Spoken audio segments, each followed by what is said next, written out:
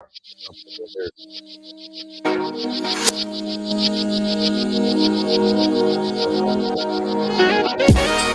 afternoon, ladies and gentlemen, and welcome to WIAA Primetime.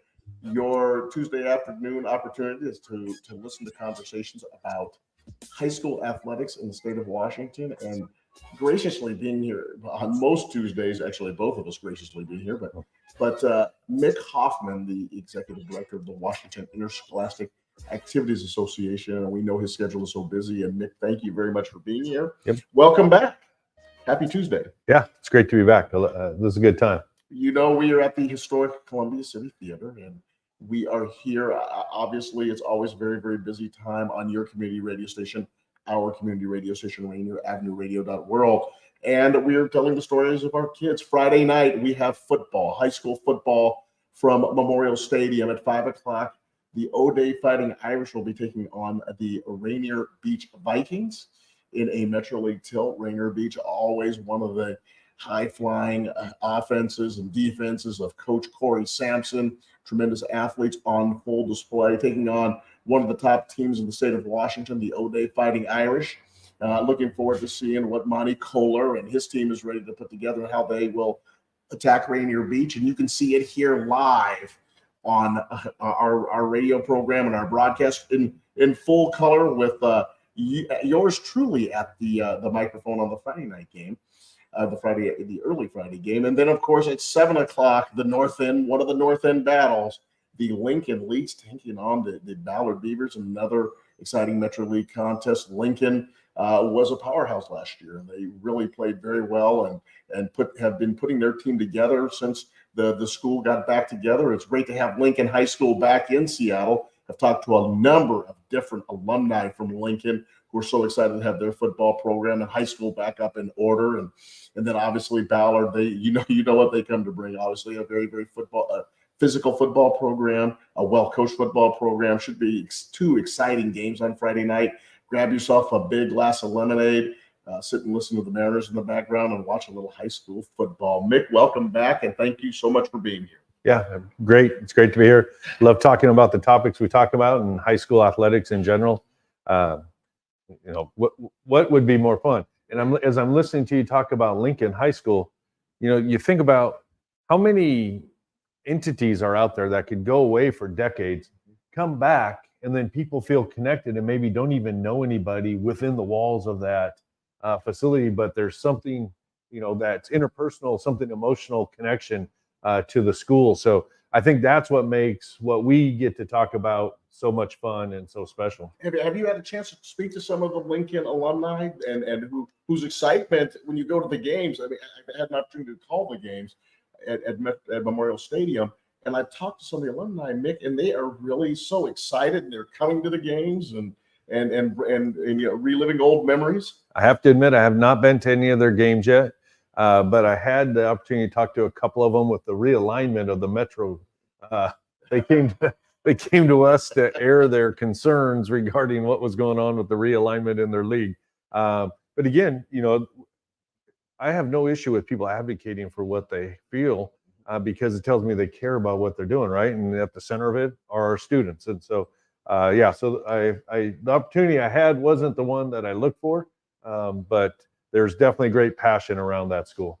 Today's show and the balance of the rest of the afternoon, we are going to talk about you, Mick, since you brought it up. We're going to talk about you, your role as the executive director, and what the executive director, and obviously you're right up there with the commissioners in Major League Baseball, Rob Manfred. You're with the commissioners of the National Football League, Commissioner Gary Bettman of the NHL, and I'm sure you make their multi-million-dollar a year salary, but in many ways, your role and what you provide to high school athletes, and like you talked about, those memories, those experiences, they are more precious than what you see in professional sports. Yeah, we haven't become big business, which for the most part is a huge advantage. We definitely travel different than them. Explorer with 140,000 miles on it's a little different than the jets that are cruising around in their motorcades through the big cities. But Yeah, I mean, we are essentially the caretakers. We lead the caretakers, which are coaches and ADs and students of high school athletics. So yeah, I mean, it's truly honorable job. And when I applied and got it, the magnitude of it really didn't strike me until people started talking about. Do you realize there's 51 state associations? There's like 50 other people that have the job you have, and you think about that. That's unique. And somebody like Mike who did it for 26 years is incredible. But yeah, it's truly an honorable position. It's a lot of times it's a no-win position because we're a governance agency and we have to deliver news that people don't want in highly emotional situations. But when you see things working, there's a lot of self-satisfaction to that. Tell us a little bit about what you do. Tell us a little bit about your day-to-day responsibilities and what the role does in terms of what you do as the executive director of the Interscholastic Association. I'll tell you that the other thing I really like about my job is every day is different. I mean, I got a schedule, I have meetings planned, but when I get up in the morning and start checking emails and voicemails, I have no idea what I'm walking into. So I'll give you an example of today. I just when you sent me this question, I jotted down a few things. So the first thing I did, typically what I do is I'm coordinating with our staff members and our board, ADs, superintendents on a multitude of topics. So I'm a kind of a hyper guy, believe it or not. I talk slow, but I like being busy, and I like a lot of stuff going on. Probably ADHD if I ever got a diagnosis. And so I'm constantly dealing with a lot of things in motion, which to me is exciting. And so today, right before I came down here, we had a meeting with our marketing partners, and we're deciding how we're going to work with one of our major marketing partners to provide some value added to what they're doing. So I get to sit in on those conversations. I spend a lot of time on eligibility this time of year. I will tell you the least favorite part of my job is having to make that final decision after it goes through all the different hearings with the hearing officer. And if we can't say yes, it tell a student that they can't play at the varsity level. What I'm really happy about in Washington is our rules allow them to play at the sub-varsity level, like our neighbor to the south, Oregon. If you don't get granted eligibility, you don't play. So at least our students get a chance. A senior doesn't help so much. So I spend a lot of time on that, which gives me a lot of opportunity to work with attorneys and insurance people and all that. Again, not the most joyous, but if our job, we started in 1905 to try to keep a level playing field. And so our eligibility rules are really critical to that. And our membership makes them, we enforce them. So that's the biggest challenge at times. And then again, you hear a lot. I mean, what some students go through, people can't even fathom, which is a good thing.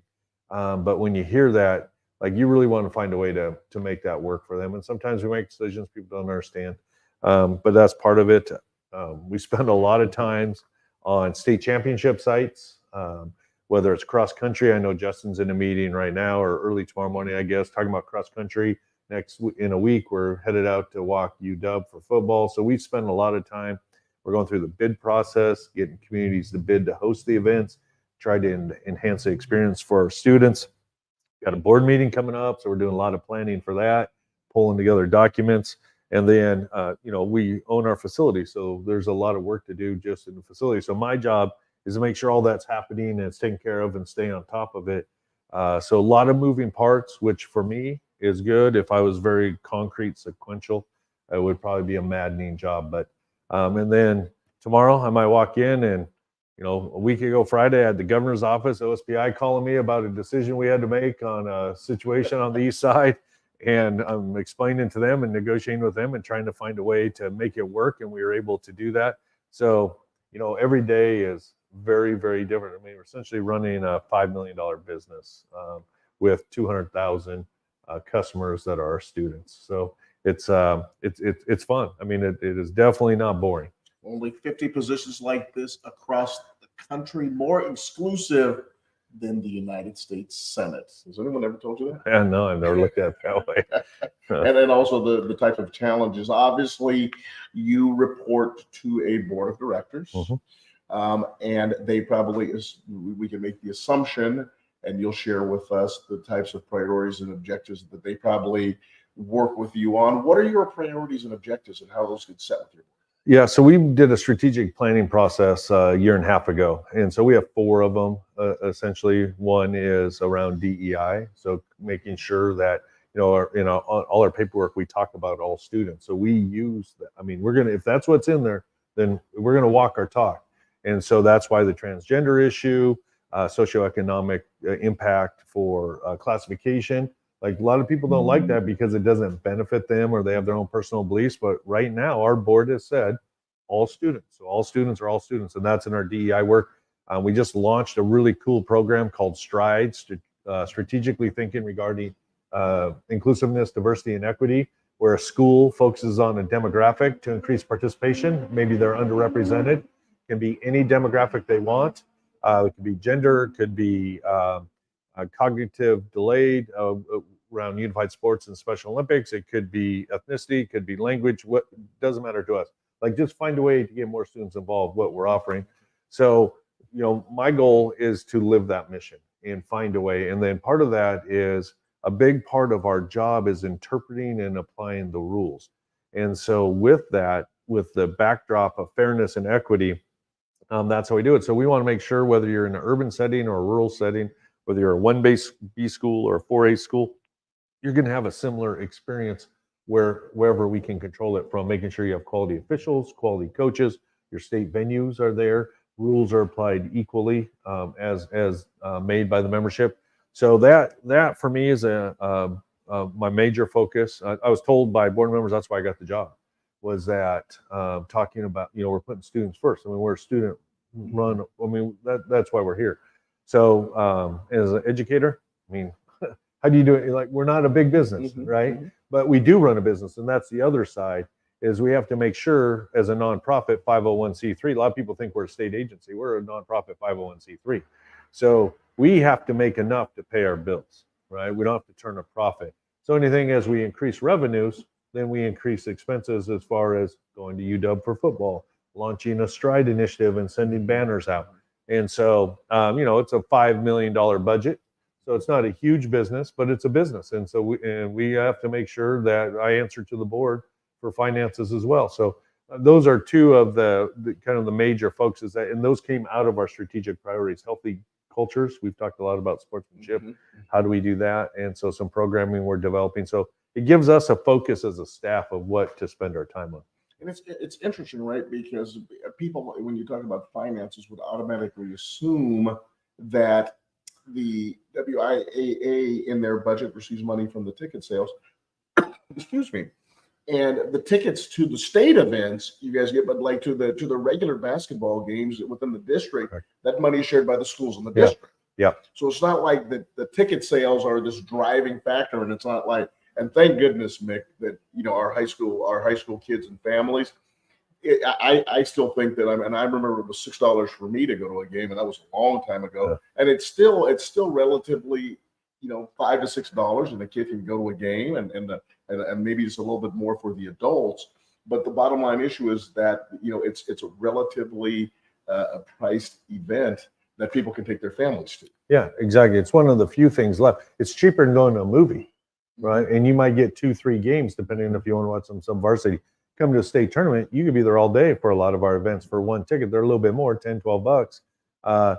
But it, the value for what you get, and in addition, you're supporting students. And so, one thing a lot of people don't realize, so ticket revenue is our major revenue source, right? It's about 55%, depending on the year. For the championships. For the championships. And do you get money from some of the district events, or no? Or it's the playoff events, right? Yeah. Matter of fact, the first and second round of football, we give back to our WI districts.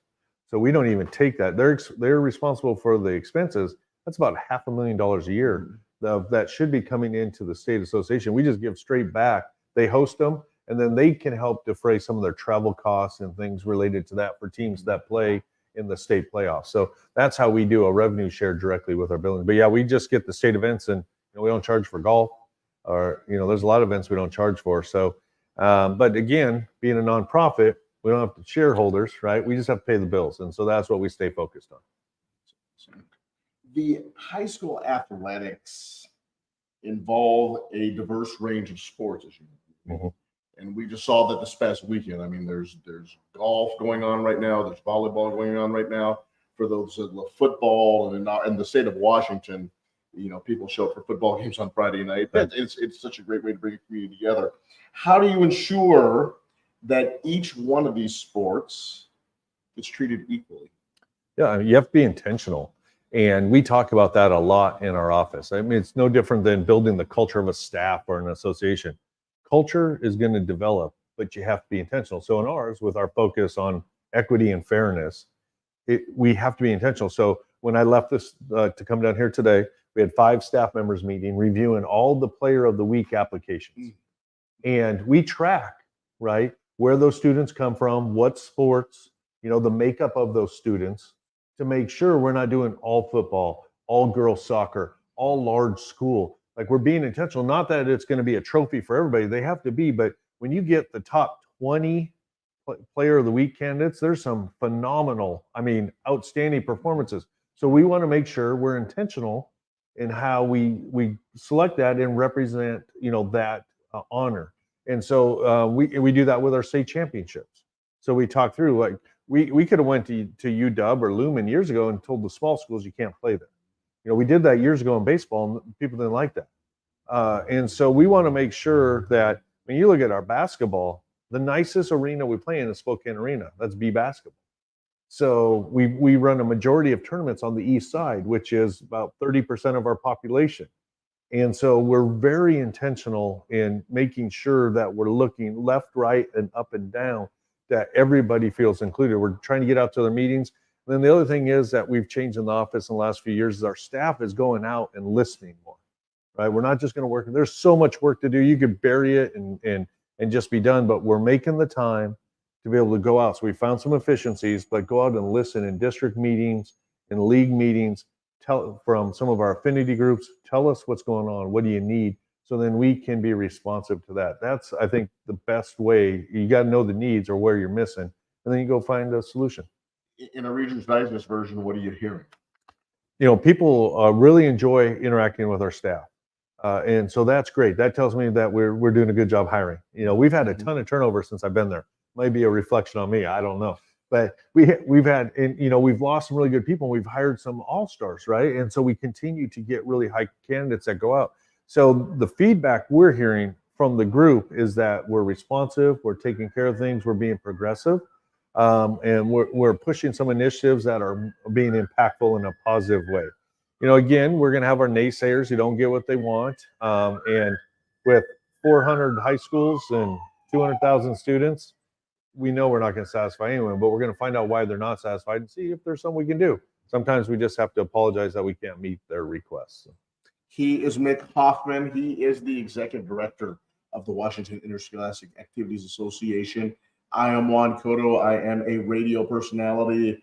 I am a host on a variety of different shows here at Rainier Avenue Radio .world, our community radio station, your community radio station, representing the best of what we have to offer in our community, with a focus on Central area and Southeast Seattle. But we've grown to a point where we really represent the entire state. So it's always good to have the state activities director here with us. If you enjoy football, we're always telling the stories of our kids. Friday night, the O'Day Fighting Irish are taking on the Rainier Beach Vikings. Fall is in the air, and in Memorial Stadium, no better place, no better venue in the state of Washington to catch the game. And maybe I'm a little biased in that, because I just love going downtown and seeing the buildings in the background playing under the shadows of the Space Needle. The Fighting Irish up on First Hill in Seattle, an all-boys school, 440 strong, has produced outstanding alumni, and I can go into that if you'd like, versus the Rainier Beach Vikings. And just down the hallway, my brother Andy was a Viking and still is a Viking, and will be pulling for his Rainier Beach Vikings, just as we used to do when we were in school, fighting for our alma maters. That's going to be at 5 o'clock, Memorial Stadium, and I hope a lot of you take an opportunity to come downtown. If you can't, we will be right on your dial. Then at 7 o'clock, the Ballard Beavers are taking on the Lincoln Lynx, and that's going to be another team, as we said before. The Lincoln alumni, the Ballard alumni, and obviously Lincoln just coming back from 3 decades off. There was no Lincoln High School, but the population numbers increased, the city grew, and Lincoln is back, and even though there was a gap for some decades, the alumni have come back and they support that team. The parents are incredible, and they had a little bit of success last year, and they're going to be following it up this year, playing in the upper tier, and they're obviously a good program, and they will fight and they will scratch and they will represent those alumni and those parents and their student body very well. That's going to be at 7:00, I believe, or maybe a little bit later, maybe 7:45. But we certainly will have that after the first game. So please, with the Mariners in the playoff hunt, I'm sure probably you may be taking a listen to Rick Riaz and those guys on the radio, and I hope you have that on in the background and watch a little high school football because the kids deserve that. Mick, tell us about the role that you play in setting the policies and regulations that govern high school athletics in the state of Washington. Yeah, that's probably one of the largest misconceptions about our association is people think we make the rules in the office. And the rules it's an incredibly democratic system. Each of our 9 WI districts elect representatives, proportional, think House of Representatives. And 5 schools can propose an amendment, a new rule. They do it by October 14th this year. It goes to our General Rep Assembly, Winter Coalition into January. They bring those on to the docket if they so choose. And then those representatives vote for it in April, May, and they need 60% to pass. So that's how rules are made. Now, what our role is to help them. A lot of times people have a single issue, right? So you talk about the political debates going to be hosted and all that. A lot of people get focused on a single issue. That's what motivates them. And they don't understand how doing what they think needs to be done to fix that impacts these other ones. So our job is to help them with that and then spread the word and have them write up the pros and cons of it. So we just help as if we don't educate the state, they're probably not going to get voted for. And so our job isn't to try to influence the vote, it's just to share the information that they have. And then I work with a superintendent's advisory group, a school director's advisory group, a DEI advisory group. So there's a student advisory group, and we run the amendments through them in December and January, and they give an advisory vote that we share with the voting members and the rest of the membership.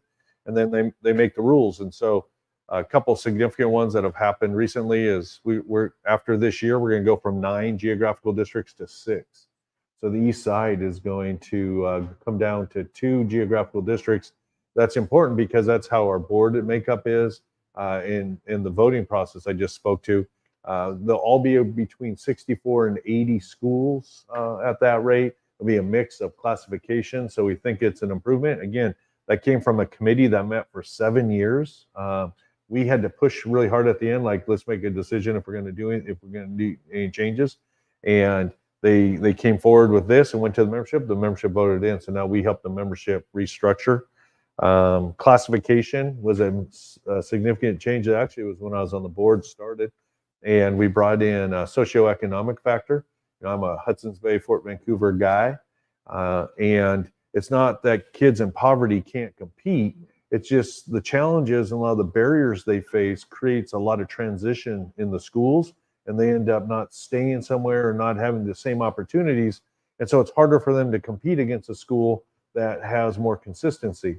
And so there's some adjustments now for that, which for the most part has been really successful in creating more competitive games throughout the regular season. We're not seeing them win state championships. There's one appeal that got through that created some issues, but besides that, it's been a highly successful. So, those are things that we're trying to do, again, with that equity focus. And we talk about it all the time. If you don't do it, it's just words. And so, we can help influence and bring the need forward. We can help schools try to find a way to address it. And then we can help them share their information. And then it's up to the membership at the end of the day. This is something you touched on earlier, and you've kind of tied it into this question that we just asked. Can you give us just a little bit of what are some of the challenges that you face dealing with some of the regional designations? Because we really, first we had 2 distinct, we had Eastern Washington versus Western Washington. Yeah. Now Southwestern Washington, you talk about Hudson's Bay where you grew up and where you're kind of connected to, that area has grown. So we really do have 3 distinct groups. We have Southwestern Washington folks, we have the Seattle area, and then we have Eastern Washington. How do you tie all that together? Yeah, well, they all have different needs, and that's probably the greatest challenge is, so the way you do it is you get them together. So when we're forming committees to try to tackle issues, I tell them, hey, I want people who are going to speak up and do their homework. So we don't want any quiet voices in there. What drives me crazy is they come in, they don't say anything, then they walk away and they complain. So then when we're running those meetings, whether it's a board member run the meeting or me, we're making sure everybody has the opportunity to speak. And then if an area is upset, the representatives is responsible for not sharing theirs. And if the representative shared his or her point of view and rationale and it gets turned down, they were heard and we move forward. Like, again, we can't make everybody happy. So the biggest way we do is we try, and with Zoom, the pandemic, we got, all of a sudden we don't have to drive across the state for a 2-hour meeting. We can get on there and, have a 2-hour meeting and actually have some really thoughtful conversation and do it more frequently. So if nothing else, the pandemic gave us some new tools or pushed us to some new tools that actually help pull the state together a little bit tighter than what we've ever been. More meetings and more quicker to get everybody together. Yeah. One of the byproducts of 2020 and that pandemic. Last night, Mick, I know you and I had a conversation as I was leaving, as we were leaving the parking lot. My son got his first 6 carries in an actual football game, high school football game, and boy, he took a couple of hits, made a couple of really nice runs, and it was funny when we picked him up and we were going home. He said, "I don't know how Marshawn Lynch and Kenneth Walker can do that all the time." And it was just a beautiful thing. And his parents, the pride, it never goes away. The excitement of playing in a JV football game or a freshman football game for the participants, the parents, the officials. It's still a magical time of the year when you think about the fall and obviously the volleyball players and the golfers. And saw a young gal up in Blanchette, and she got out of her car and she bought a big thing of golf clubs, and she was walking and looked like a little LPGA Tour pro. The magic of the year when you see the kids participating. How exciting is that for you as the executive director? Yeah, that's what's fun. It's like we're helping make that happen, right? We're supporting that. I hope these cameras are good enough just to pick up what your face was when you're talking about your son. Because, that's what it's about, right? It's just that opportunity, and most people won't even know the score of the game, but for you and your son, your family, and we hear all the time, how do we communicate with teenagers? Well, we have a common interest and a passion that pulls us together. When parents are doing it right, it's one of the greatest things in the world. So we will come back to hear more about the role of the executive director of the WIAA when we return from this short break.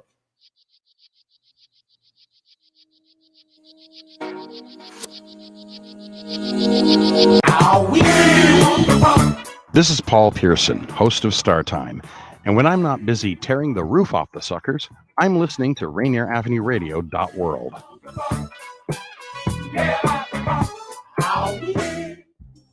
Summer's here, but back to school time is just around the corner. Now is a great time to get ahead of the lines and get your kids their latest COVID booster, plus all vaccines required for school. Free vaccination clinics in King County offer COVID-19 vaccines, boosters, and all vaccines required for school. Get more information at kingcounty.gov/findaclinic.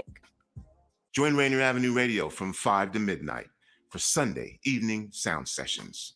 Jazz from the Cabinets from Big Poppy. That's right. It's time once again for Jazz from the Cabinets with Big Poppy. Sergio LaCour's Love Lines. It's Sergio's Love Lines with Sergio LaCour. Go to the phone line. Tell her who we talking to. Sage Prince, Just My Opinion. This is Sage, and that's just about going to do it for the first half of Just My Opinion. K-Fox Nightbeat with Nasty Ness Rodriguez. It's the beat of the Fox. K-Fox Nightbeat, Nasty Ness. You know what?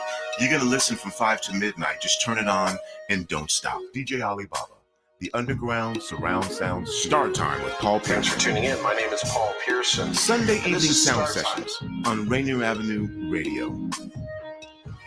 Trust me, you'll be listening the entire time from 5 to midnight. Sunday evening, your sound session on Rainier Avenue Radio. Greetings. This is your host, DJ Neftali, Rainier Avenue Radio.world. The best DJ in the Seattle area. You can catch me every Monday at 8 p.m. on YouTube. Like I said, this is DJ Neftali, the best reggae in Seattle, Washington, the best radio station, Rainier Avenue Radio.world. Man, right? Love food? Here's some storage tips to keep it fresh longer. Store cut fruits and vegetables in the fridge. Place in reusable containers. Keep bread in the freezer for longer storage. 40% of food in the U.S. goes uneaten. Save money, save food, save the planet. Visit Seattle Public Utilities for more tips. Rainier Avenue Radio. Rainier Avenue Radio.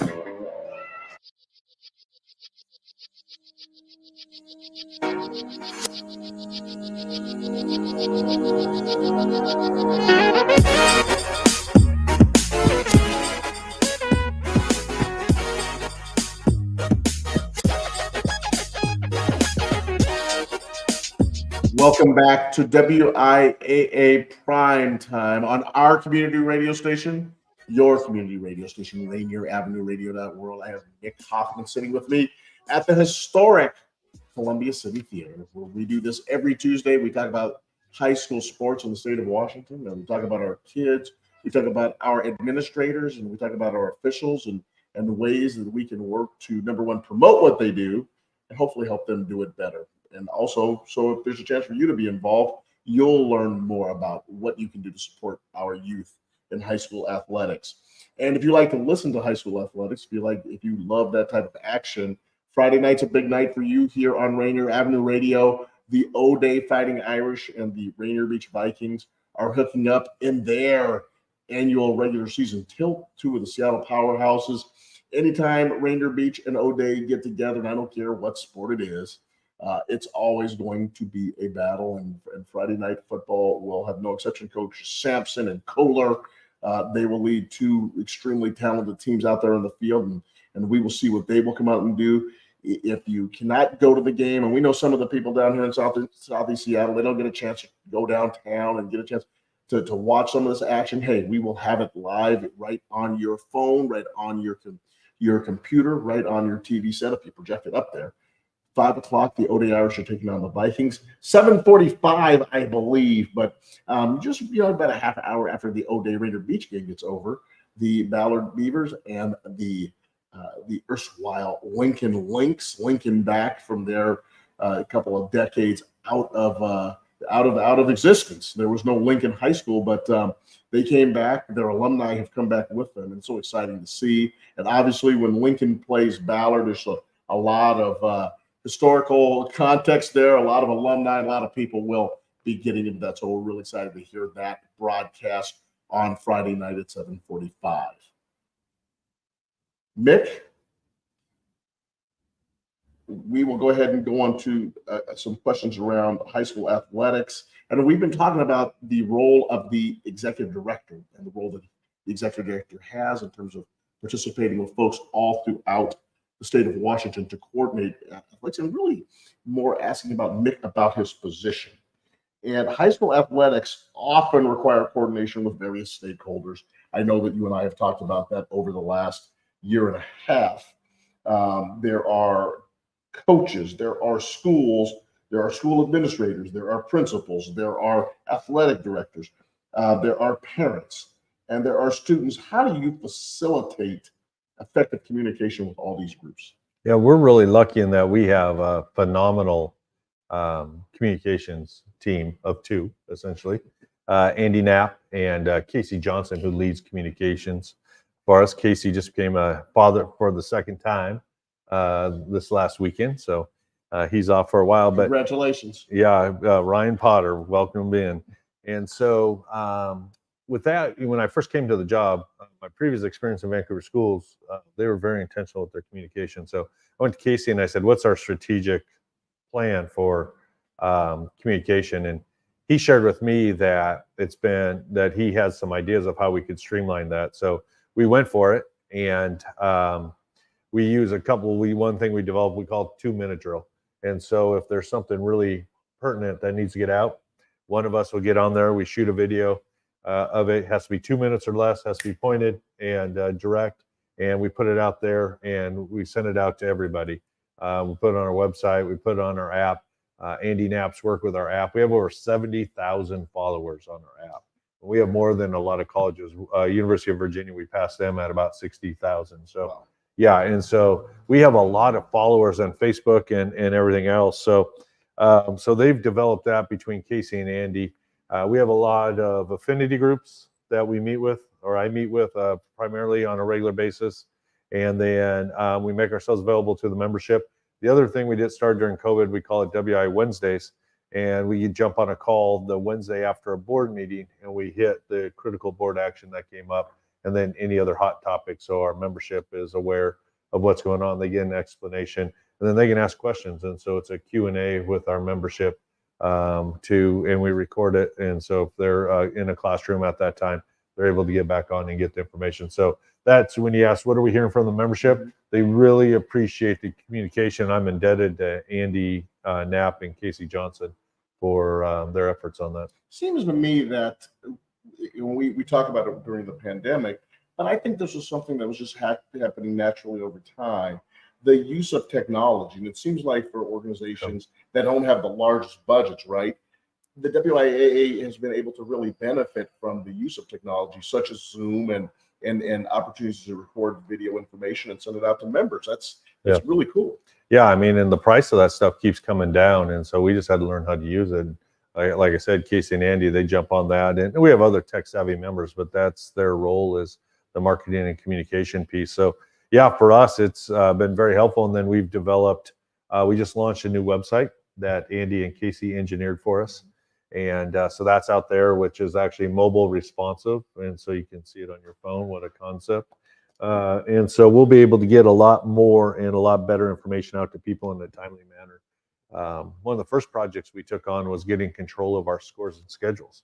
I was driving around the state. I couldn't find a volleyball match on a Tuesday night because they're all in all these different websites. And so now we have them all entered into a centralized one, which the schools were paying for their own product back then.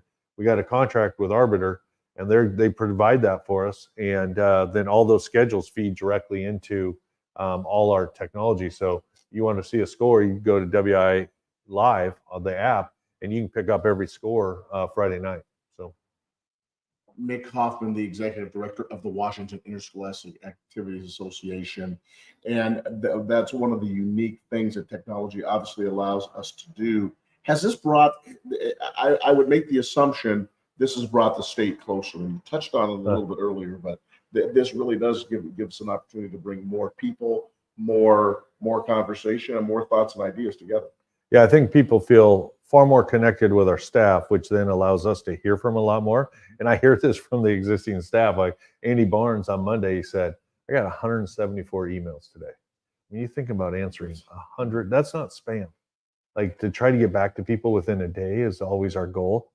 In the midst of 40 some appeals for ejections and things like that, it's a ton of work that those, he told me last night he got online after the Mariner game, worked for an hour and a half trying to get to those emails.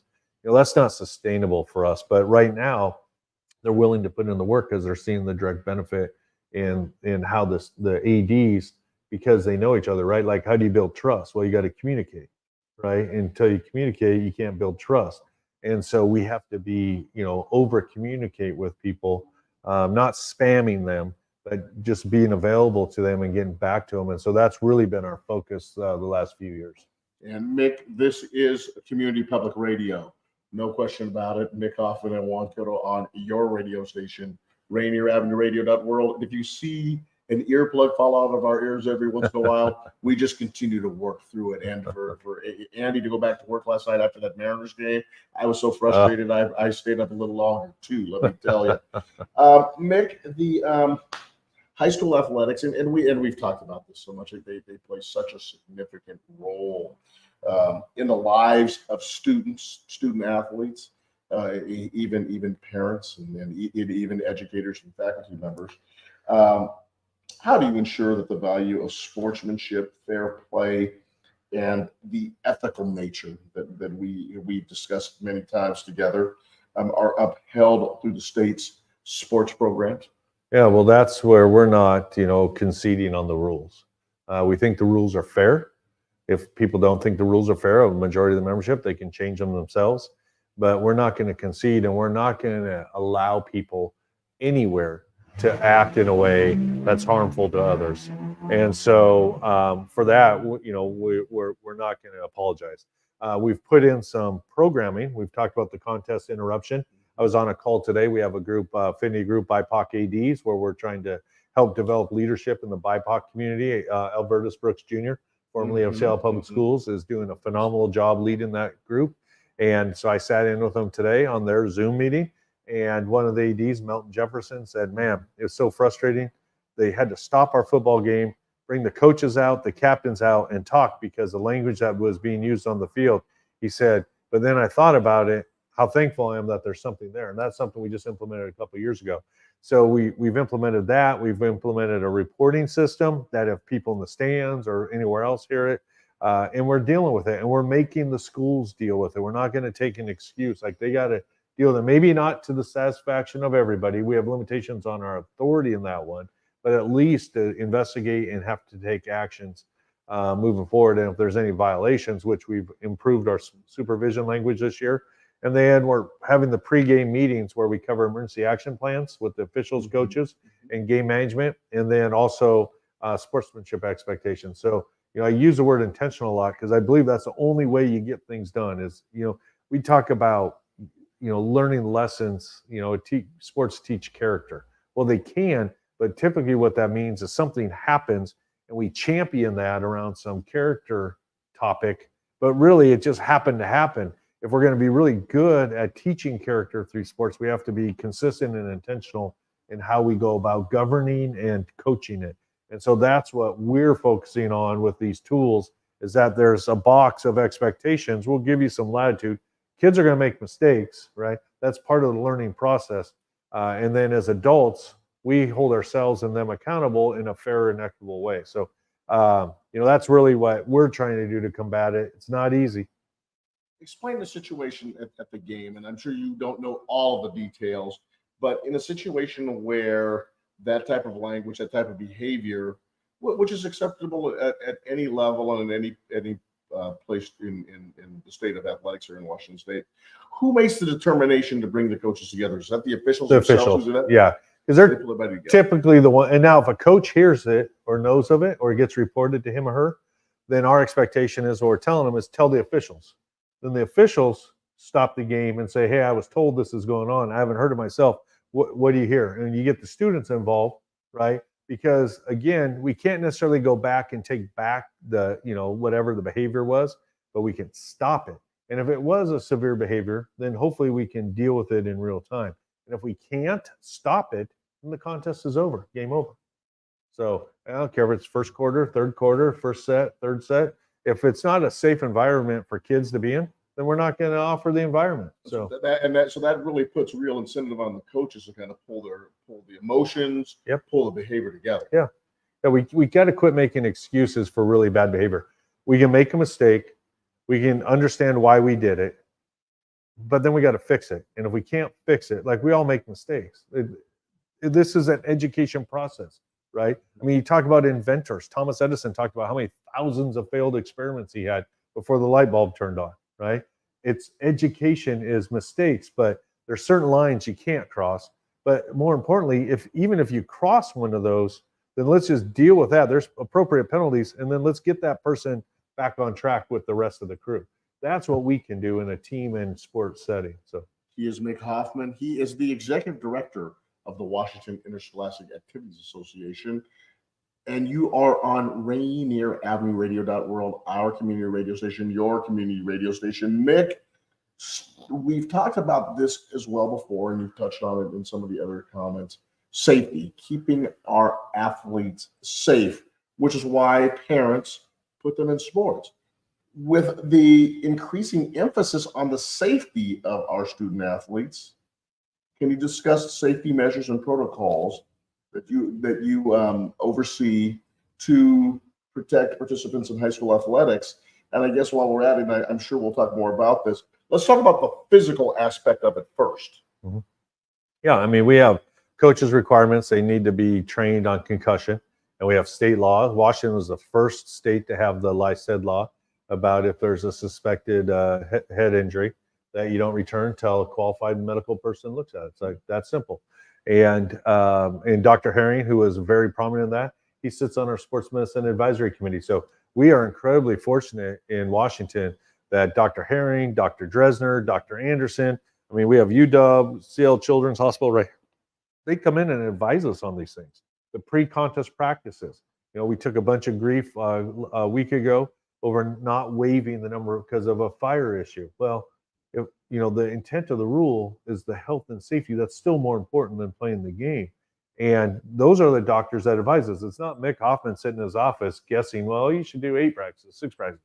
It's doctors who know this, who study it, that advise us. So that's our go-to group is that. And so our coaches, you know, they have to be trained on all that. And then there's a state law, which a lot of people don't realize, is you have to have an emergency action plan. And so Justin Kessler Center office, he worked with OSPI and created a template for sports. So it's right there. They just fill it out for each one of their facilities. But you got to know it. And now we're telling them, you got to talk about it before the game. So we're putting in some things, not for extra work, but just to help with 40% new ADs, 30% ADs. Now there's a system you learn. You don't have to create it and know it and live it. So the mental health aspect of sports, and that's something that has really taken hold of a number of professional athletes have started to talk about the toll that being, and we see it as this glamorous world. It's presented to us by marketers and advertisers as this glitzy multi-million-dollar lifestyle. But a number of athletes are starting to come forward and say, I'm having problems with mental health. And this is starting to seep down into the college ranks. We've seen it at the NCAA level. And I believe that a number of high school students have also spoken out and say, hey, I'm really struggling. I need some help. What's the state doing to invest to make sure that our kids are also mentally fit? So when I talk about the coaches' requirements, part of that is they have to be trained every 3 years on mental health, suicide prevention, or social emotional. We partnered with University of Washington. There's one course complete. There's a second course that should be completed this year by their team that we'll make available to our coaches. So there's a lot of training for coaches to be able to help identify that. We're looking for partners in the medical profession to come on board as a partner to provide maybe some training and access for students. You know, the stigma of it is lessening, and you know, there's all kinds of data that came out during COVID just in response to how students were feeling emotionally to being locked up. But more importantly, you know, with students on a cell phone being able to videotape every public game and then put every faux pas on social media and people on blast, there's a lot of pressure for a 14, 15, 16, 17-year-old kid, which I didn't have to deal with, thank goodness. But you know, so these mistakes, you're in a public setting, you're succeeding or failing publicly. And on top of that, somebody can take a video clip of you failing and put it out there for the whole world to see.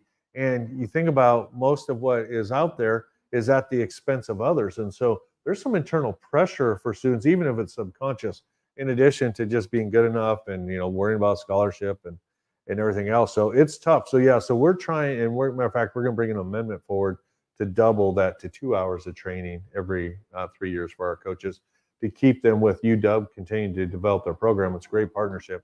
And Susan Crown Exchange is actually funding that for us. And so, you know, we're going out seeking partners and funding to be able to address those type of needs. It's amazing. The young people who go out and they practice and they work hard and they get an opportunity to go out and play. And then someone who probably wishes they could play and probably doesn't really challenge himself, and the parents don't give them any support, and they don't go out and play, and they can take a video of a person who drops a pass in a game, which happens all the time. And then they can put that up there and make a laugh about it when they won't go out there themselves, and that impacts the kid that dropped the pass. It's just really you have to be really skilled as a coach to work with kids and get them beyond that. I mean, there's an NFL player today that I saw there highlighting on ESPN. He had 3 drops on Thursday. Like, he's a NFL. I mean, but he drops them. And then what did he do? He went out and he trolls his team for getting thumped up on Sunday. And I'm thinking, you dropped 3 passes. 1 would have got you in field goal range, yet he's still in the mode of putting his former teammates on blast, some of which have to be his friends. And so, if adults are doing that at that level, it's been so normalized. That's what's scary, because, if you sat down and talked to him about it, he's probably like, I didn't even think about it, right? Like, not a bad person, not like probably didn't even think about it. But that's normal behavior anymore. And it's like, we can't accept that as normal behavior. So if people in that level are doing it, imagine what's happening in our neighborhoods and to our students that we're not even aware of. He is Mick Hoffman. He is the executive director of the Washington Interscholastic Activities Association. I always have to say that slow because I want to say Washington Interscholastic Athletics Association, but it's not about athletics. It is about activities, and we will talk about that all throughout the year. There are so many different activities for young people to participate in, and they are provided by the school districts throughout the state of Washington. And hopefully our kids will be able to find something that they can climb onto and maybe develop a passion with and help them get through the challenges and the rigor of their teenage years and their academic lives. But we speak about all of those issues here on your community radio station, our community radio station, Rainier Avenue Radio.world. I am Juan Cotto. I am the voice of a variety of different games and activities here. And on Friday night, I will be calling the O'Day Fighting Irish versus Rainier Beach Vikings game. That is going to be Friday evening, 5 o'clock from Memorial Stadium. I'm going to jump off work. I'm going to go downtown and go to the venerable old facility. And obviously, there's going to be a rebuild of Memorial Stadium coming up in the next couple of years. And I know the city is really excited about that. It's always great to be down there for football. The beautiful elements that you see in the stadium, the beautiful background of downtown Seattle, the Space Needle, just some 252 yards away. I think that Edwin Bailey and I did a on-game survey of how far that facility is from the 50-yard line. So excited about that. And obviously, after that at 7:45, the Ballard Beavers are going to take on the Lincoln Lynx. The North End battle. We're extremely excited about that. And you just turn on Rainier Avenue Radio, sit back, throw the Mariners game on, turn on Rick Riz and Dave Sims in the background, but make us your priority and watch some great high school football action. We'll be really excited. Inclusivity and diversity have become important aspects of sports programs. How do you promote inclusivity and ensure that sports opportunities are accessible to student athletes from all sorts of backgrounds and abilities? Yeah, so again, that goes back to like Stride, what we're just in the midst of launching, is motivating and encouraging schools to be intentional in that work. We work with the state quite a bit. We just had a meeting with Superintendent Reichel to talk about how we can partner to try to help remove some barriers maybe for student participation. Meeting with Representative Berquist here at the end of the month to talk with him. He's been a huge advocate for that out of Renton and a teacher there at Renton School District. So, we are trying to do our part. We've focused a lot in the last 2 years on the adults. I think I've shared previously that, if we can get people who represent our students in positions of leadership, that it will give them hopefully the motivation and belief that they can also rise into that leadership. And so we've worked a lot with our AD BIPOC group that I talked about with AJ Brooks. And, last year, in 2 years, we went from having 4 identified BIPOC ADs to 26 attend the state AD conference. And, we went over and met with Legends Casino and Hotel, part of the Yakima Nation, and their council provided us funding that we were able to provide scholarships. So ADs who maybe didn't think they could go, and then AJ's working hard to network people across the state. And that was the meeting I sat in today. We had Richland and so East Side represented, West Side and Northwest, and encourage them to attend and they're talking amongst each other. I'm listening to find out if there's what other needs there are, because my role is to try to find an answer to try to help them based on them educating me. And so we're trying to be super intentional with doing that to create our own leadership within the state, which then hopefully will encourage more students of color and other means to come forward and want to participate and play. Students often aspire to continue their athletic careers in college. What role does the WIAA play? And I know this is more of a district type of thing, and it's an actual school and a coach type of matter. But with this proliferation of these 7-on-7 and AAU, what role does the WIAA play in helping students navigate that path to college? Yeah, fairly limited. I mean, a couple of things that we do is, one, there's some showcase events that we get asked to allow students to play in. So we just make sure that's not giving anybody an unfair advantage as far as a program or what have you. The other thing, maybe the most beneficial thing we've done, is help get these automated cameras out there, pick slot cameras on the NFHS network. Tell us about that. What are those? Yeah, they're you go in most of the gyms, you're going to see a camera up there, and the software is developed to follow the ball, whether it's volleyball, basketball, so your gym sports. Then you go out to your stadiums, they'll be for soccer, football, and the systems we brought in. We talked about Arbiter, so we've worked with all these partners, and they're integrated. So you as AD, you put your soccer game in, your schedule in there. You can click a button, and it automatically tells your camera when to turn on. And so right before the game, the camera turns on, and it just follows the action in live streaming and recording. And then the way it's the network, the NFHS network, it's a private public partnership. You can buy a subscription. It's like $15 a month, and you get all the content on there, not just your team, but any sport across the country. So you want to watch some on-demand Friday night football games because you're at Seattle Memorial Stadium on Friday night, but you want to watch Allen, Texas play, you go in there and you can watch it on Saturday morning. So it's awesome. And so we know college coaches are using tape. So it used to be you had to make your own tape, cut and send it in. They can get a subscription. They go in there and they can watch every one of your games if your school's partnering with this. And those cameras, we negotiate to free. There's no cost to schools.